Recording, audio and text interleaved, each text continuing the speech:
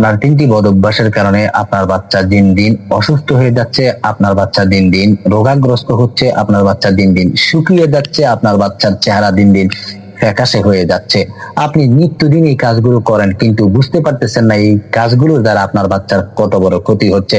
1 number হলো আপনি আপনার বাচ্চাকে মানুষের সামনে উদুম রাখতেছেন, মানুষের সামনে বিবস্ত্র রাখতেছেন, খালি গায়ে রাখতেছেন, সেখান থেকে মানুষের বদ নজর লাগতেছে। এই বদ নজরের কারণে আপনার বাচ্চার রোগ হচ্ছে, আপনার বাচ্চা দিন দিন শুকিয়ে যাচ্ছে। 2 নাম্বার, আপনি মানুষের সামনে আপনার বাচ্চাকে খাওয়াচ্ছেন না, মানুষের সামনে আপনি আপনার বাচ্চাকে খাওয়াবেন না, আপনি পার্সোনালি এমন একটা জায়গায় খাওয়াবেন যেখানে কোনো মানুষ যেতে পারে না, কারণ মানুষের এই নজর থেকে আপনার বাচ্চার অনেক ক্ষতি হচ্ছে, রোগগ্রস্ত হচ্ছে, যাবতীয় সকল ক্ষতির মধ্যে পড়ে যাচ্ছে।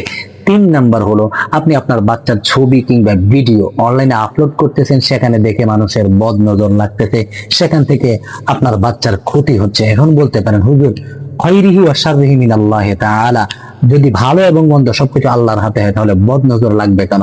হাদিস শরীফের মধ্যে এসেছে আল্লাহ নবী সাল্লাল্লাহু আলাইহি ওয়াসাল্লাম বলেন আল আইনু হাক্কুন, বদ নজর সত্য, সেজন্য ইস্তাঈযু বিল্লাহি মিনাল আইনি ফাইনাল আইনা হাক্কুন। আল্লাহ হাবিব বলে তোমরা সবসময় বদ নজর থেকে আল্লাহর কাছে সাহায্য চাও, কারণ বদ নজর সত্য।